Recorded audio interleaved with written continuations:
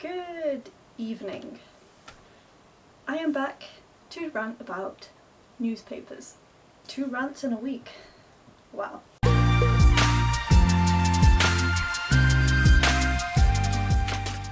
According to The Sun, trouble is brewing. I've been practicing paganism for many years, probably since I was about 15 or 16, and I'm now 24. It is a big part of my life. It's such a broad topic, so I won't bore you with the details for now. But The Sun has written I don't even want to call it an article, it's not even an article, it's like 4 sentences, and they've still managed to piss off every pagan I know, doing what it does best. If you're not familiar with the pagan calendar, you might not be, today is Beltane. To make a long story short, it's kind of a fertility festival, it's kind of everything is new and fertile. Hate that word, but sure. That's not what this video is about, although maybe it should be. But The Sun have decided to latch on to that, and there is no need for this article, but it is called Trouble Brewing. I managed to not read The Sun or contribute any give them any ad revenue because I was sent screenshots, so it's all good.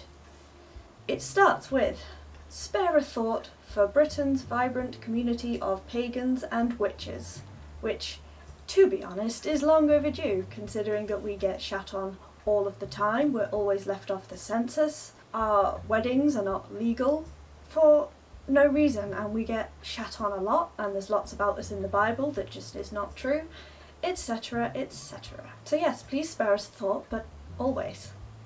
Tonight is the eve of Beltane.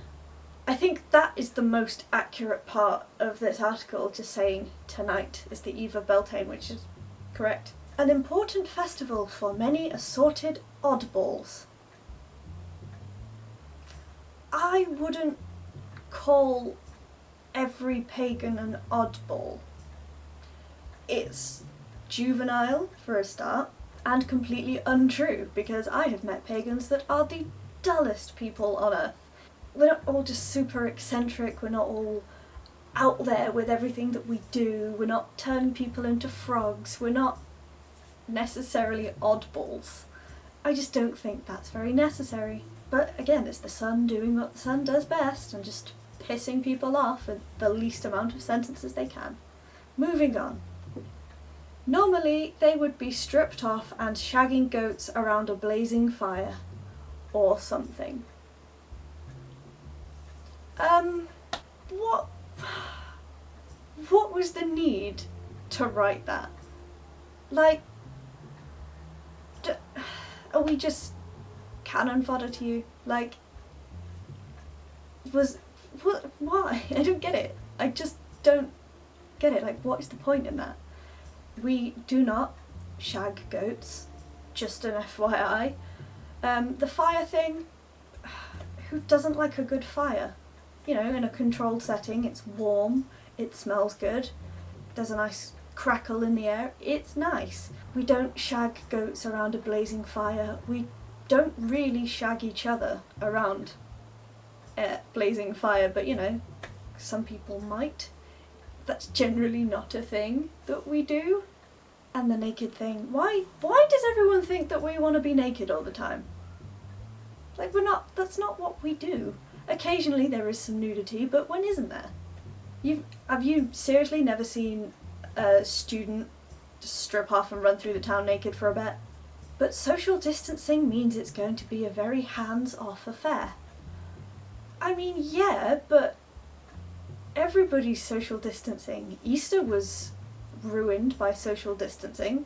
To be fair, if we wanted to get naked and dance around a fire, we could actually still do that and respect social distancing. Just a thought. Because even witches get the flu.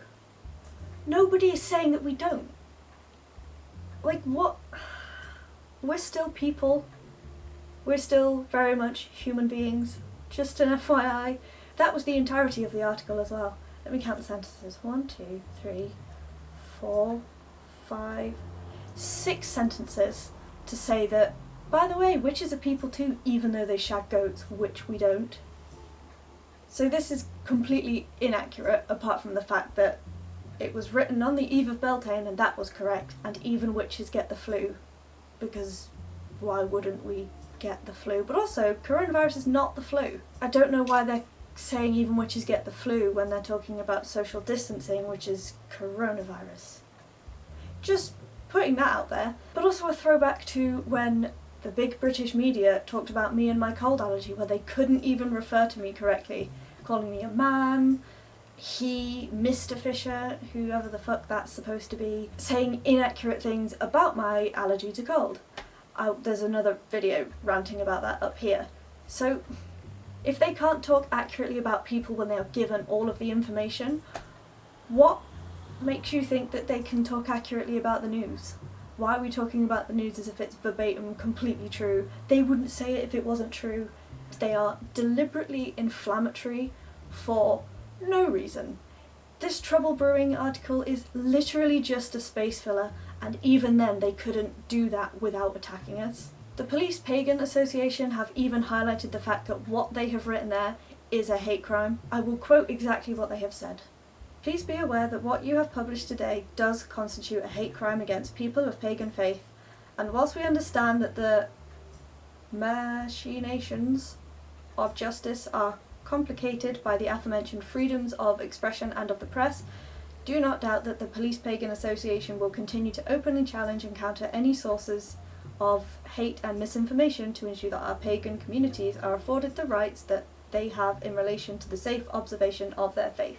Correct. We operate pretty much universally on the basis of do no harm. That is a whole other video for a different day, but our whole thing is not causing harm to people, and then the Sun go and just throw us under the bus by insinuating that we are oddballs who shag goats. People of pagan faith do suffer with bullying. Pretty much since I came out as a pagan, as I came out of the broom closet, I was bullied relentlessly. I have people on the internet just say, I'll pray for you. You need to look to God. He can save you from this. All we are trying to do is just chill out, not hurt anyone, and in my case, collect shiny rocks. I'm once again going to quote from the Police Pagan Association. The article goes on to suggest that members of a religion recognised and protected in UK law partake in bestiality as part of the celebrations of one of the most important events in the pagan calendar. This claim is outright offensive and has caused many to rightly ask if a religious hate crime has been committed by the publication of this statement. Absolutely. You can't just... imagine for a second, that during Easter, that a newspaper, I'm not going to say a well-respected newspaper, but one that, has a decent reach, have to admit, does have a decent reach, insinuated that Christians shag the Easter bunny. That just wouldn't happen, so why would you do it to somebody else? Don't even bother with the newspapers, because they're not going to talk accurately about anything. All they're going to do is be inflammatory and be pro-Tory. Sorry about it. Be nice to pagans if you see us, because the media isn't going to be. Once again, we do not shag goats. Feels weird to say this now, but don't forget to like this video. Drop a comment down below if you have any questions about paganism so I can answer them in another video. Subscribe to my channel if you haven't already. I'm sure I will react to more stories about paganism that come out in the press. Ring that notification bell so you get notified every single time I post a new video. Videos go up every Saturday at 6 PM UK time with at least one bonus video every single month. This month's bonus video was yesterday because Allergy Awareness Week and I am tired. See ya!